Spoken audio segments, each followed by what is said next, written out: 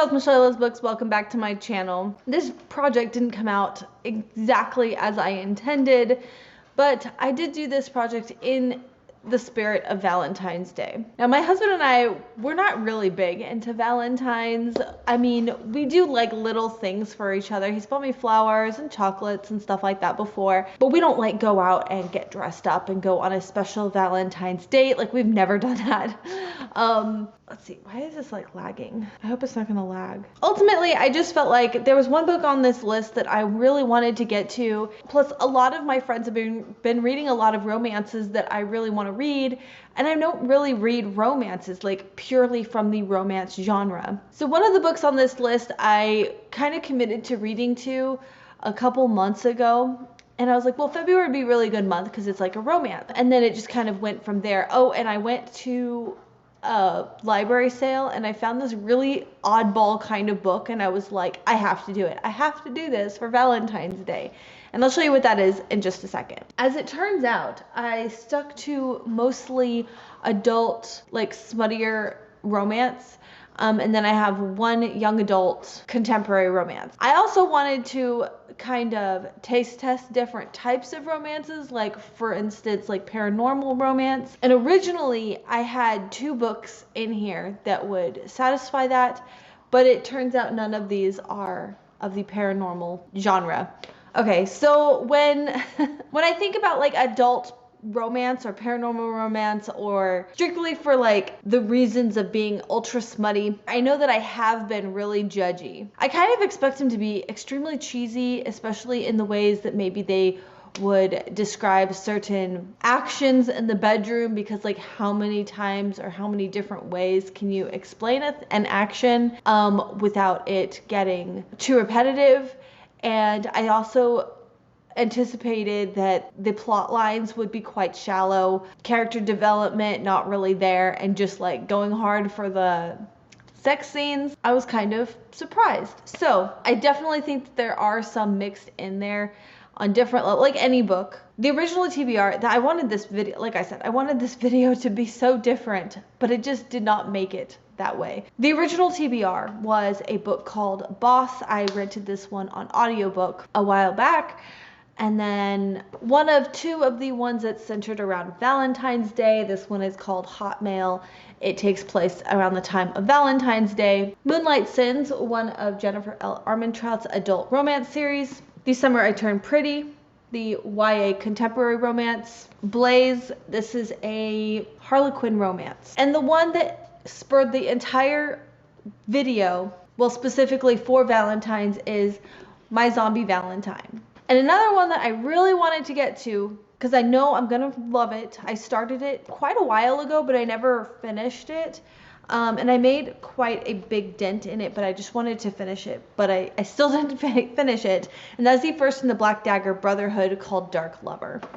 On a recent shopping trip, I was able to get almost the whole collection. Maybe not the whole collection. I think I got the first 10 books in the series. So I was like, I have all the books. So I know that I'm going to love this series. This is an adult paranormal, well, vampire romance series. If you're going to read romance, like this one is like on the top of all the lists I've ever seen. So yeah. Anyways, all right, so let's go ahead and start with the first book. This is an adult erotic novel. I don't know who the author is. It will be on the cover when I find it and put it up here. This one I actually DNF'd, not because it was that bad. It was just, well, it was pretty bad. To be honest, this was like my fears of romance coming true in this book. So the whole situation was kind of cheesy. Basically what happened was this girl who's like played up to be this goody two shoes, the virgin type. At some point she decides to take a leap of faith and travel across the globe or something like that. And while she's in layover at the airport, she meets up with this guy, and they have like this mind-blowing, it's always mind-blowing, isn't it? They have this like mind-blowing one-night stand. He ends up stealing her ticket, so she ends up going home, and then many years later she finds herself working as an assistant, and she's trying to work her way up, and then her boss gets fired, and the New guy that comes in is, lo and behold, the guy that she had a one night stand with. All very awkward. She's like, I'm determined to make this professional. We're not going to talk about it.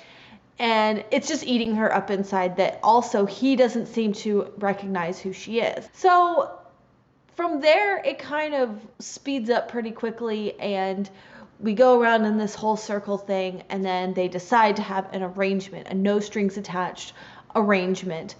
And then it almost jumps, like from the first time they get together, it jumps heavy into the BDSM type of relationship. Now, I don't have any problem with the whole BDSM types of romances. I haven't read, well, as you know, I just said I don't really read a lot of romances, but I think it was the way it was portrayed too, because since she's like this virgin or whatever, she obviously doesn't know what she's doing, but it jumps into a super, like, not only is he her boss, but he's also like a mentor, and he's mentoring her through this BDSM relationship and what to expect. And it goes hard into him teaching her all the ins and outs of this. And he also gives her books that she is instructed to read. And it's like not just like binding and things like that in the bedroom. It's in one of her books, she reads about this like codependency issue that happens in a lot of these dominant relationships. But like they rushed really hardcore into that. So she starts like getting really attached to him, and it kind of feels like an insta love, and then you read this thing and you're like, oh, I know what they're doing with this. But literally they'd only been together briefly for like less than a handful of times. So it really like jumped into this ultra codependent relationship, and it got weird. It just got weird. I was probably going to finish listening to it, but my loan time lapsed, and so it got returned to the library, and I just was like, it wasn't really that good anyways. So moving on. Boss is an adult erotic romance with BDSM, billionaire romance, workplace romance. So that was that. The next one we're going to talk about is Hotmail by Janice Maynard. I really had low expectations for this. I thought it was going to be all of my cheesy nightmares. This girl, Jane, has had this longtime crush on her friend, Ethan, for many years. Something happened, and they haven't been talking for a lot of years. I guess they live in kind of a small town. They don't really talk about that too much. He is a police officer, and she lives in an apartment above her shop, which is like a stationery shop. So she decides she has nothing to lose, so she's going to write an anonymous erotic love poem to Ethan. So it just so happens after she said, she has this whole plan. She's going to send like one a week up until the time of Valentine's Day, when she's going to do the big reveal and show who she is. But her plan gets thwarted. So she sends out the first one. And then that night, she gets a burglary at her store. Ethan shows up on scene. He then realizes like how scared she is. So then either he sleeps on her couch, or he invites her over to sleep on his couch. I think her window is broken, so she goes to his house or something, whatever. Either way, this gets them talking again. They start dating and all that kind of thing. And she's still sending these letters, but as things get more serious between them, she is kind of torn whether or not she should reveal herself and tell her truth. But then also he's been hiding. They're supposed to be dating, and he's hiding these letters, even though they're from her. He's hiding something from her. So there's that whole thing. It ended up being really cute. I was actually really surprised how just cute it was. And I kind of liked the idea that the poems are a little ridiculous.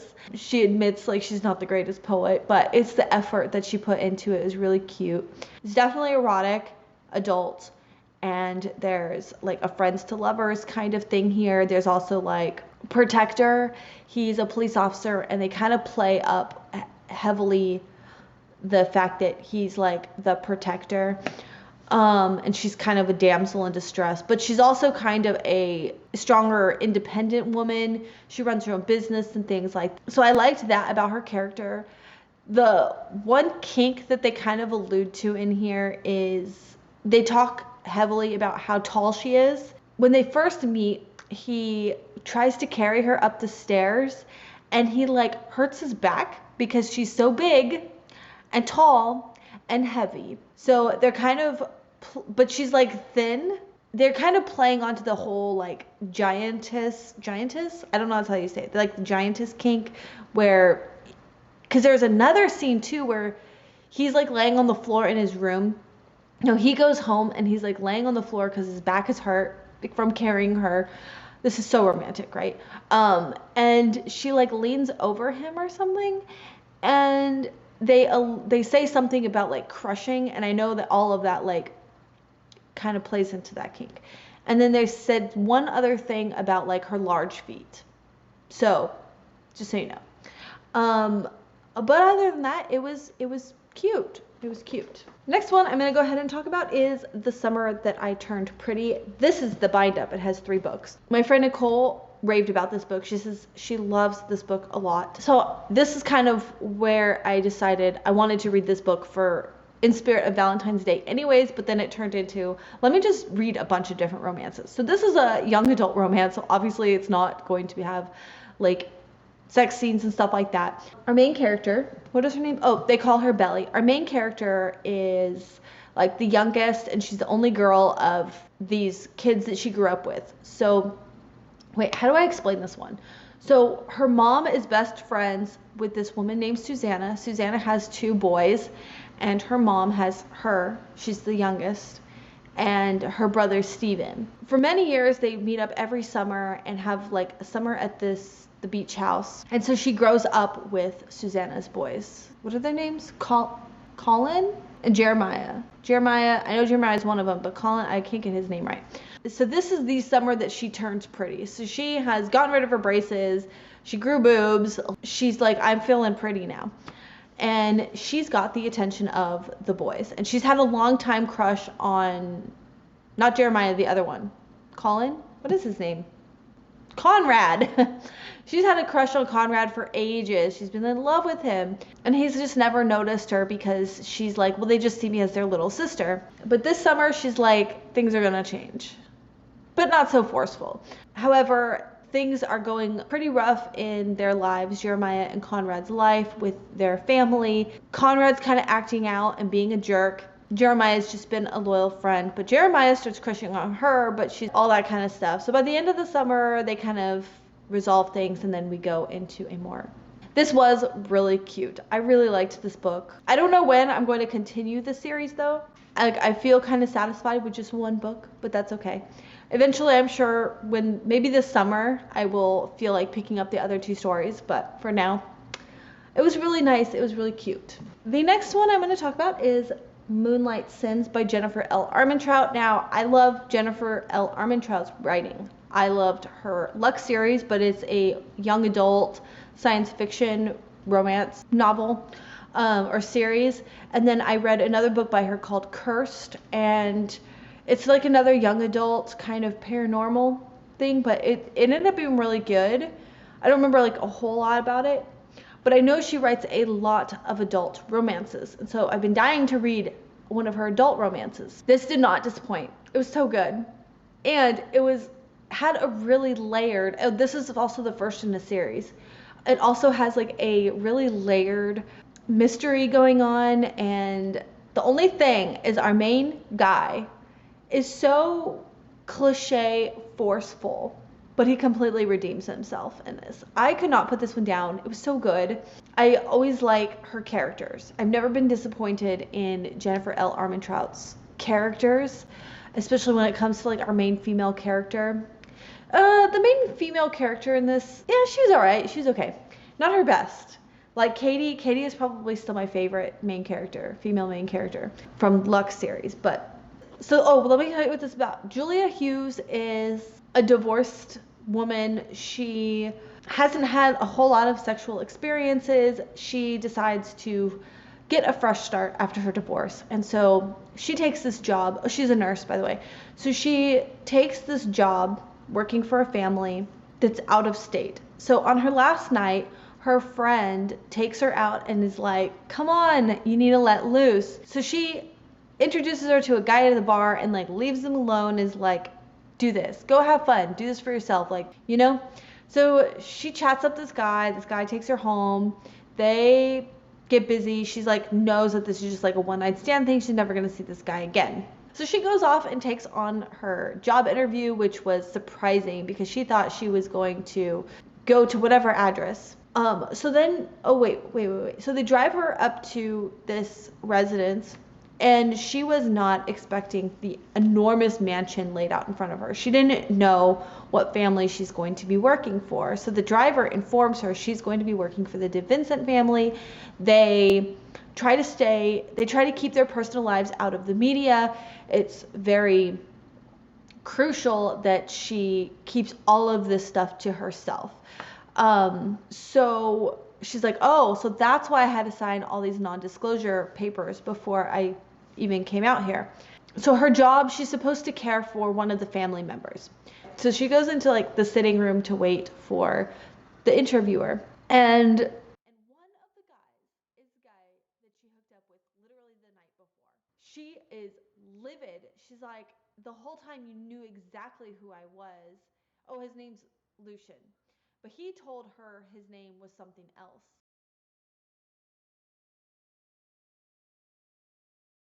She about just walks out and is like, screw this job. Like, but he ends up soothing over everything, agrees that everything's going to be professional. So she takes the job. So the DeVincents are the father, who actually recently mysteriously died.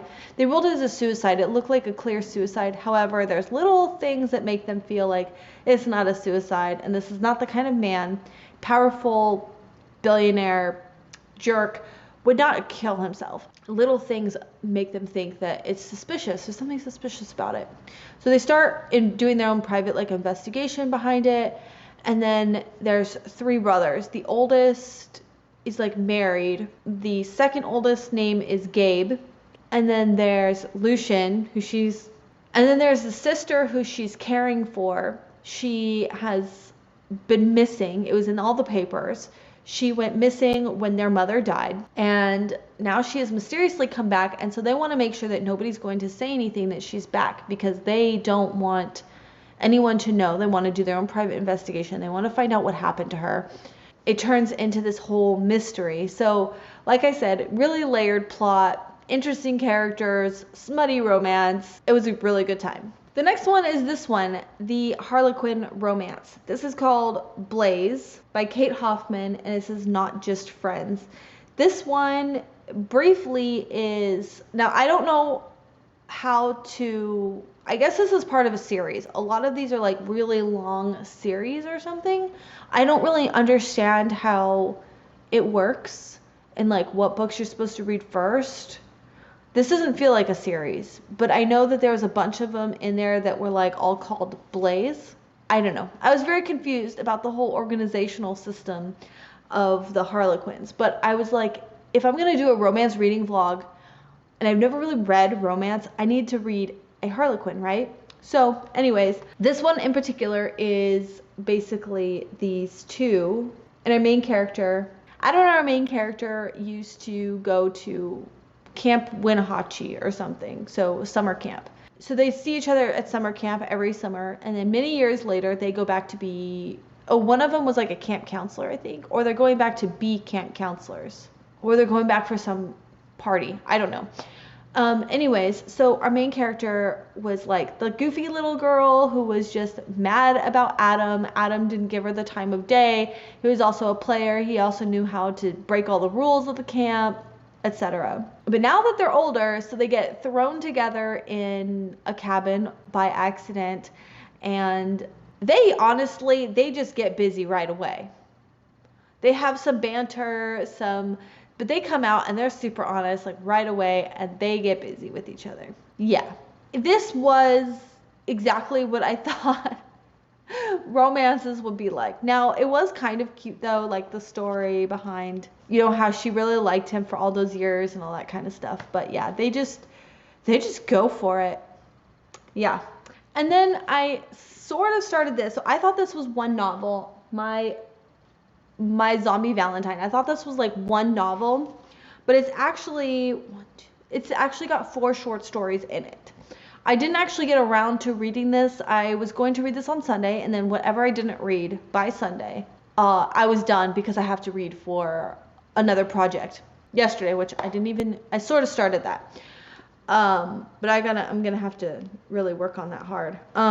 So I did try to start the first book in this, but the writing was really difficult because there's a character in here who speaks French, and there's like a lot of French, and it kept throwing me because they don't offer any translations, and it's mixed like French and English. But it's just really heavy on the French that I felt it was really distracting to the novel. I have no problem with adding like French quips or things like that, and I know a little bit of French, so I could pick up on a little bit of it, but it was too overwhelming.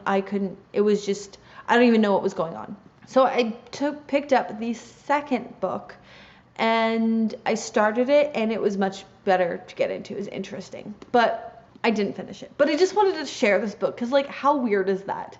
Are there really like zombie romance? I don't know. Oh, the second book was a little bit more interesting because it kind of reminds me of True Blood, because they're like, zombies are people too kind of thing, and they have a whole different they don't call them zombies, they call them, like, what is it, living challenged or something like that. What do they call it? Oh my gosh, it's going to be in here somewhere. Okay, where was I think that was it. Okay, so we talked about all the books that I read for this romance reading vlog. I think I need a break from romance. I'm going back into some of my fantasy and stuff like that I like, but I have a feeling that when I get into the Black Dagger Brotherhood, it's going to be a really good story as well as adult themed romance. And then this is a really good book too, and I kind of want to know more about the DeVincents, so I think I will continue on with this series eventually. I'm not running out to get the next one, but eventually, if I see it and stuff like that. I will definitely read more of Jennifer L. Armentrout's adult romances, though. I know that of Ash and Blood is super popular, and I am going to have to prioritize that one. Anyways, that was an interesting, fun study on romance novels, so thank you so much for watching. Bye.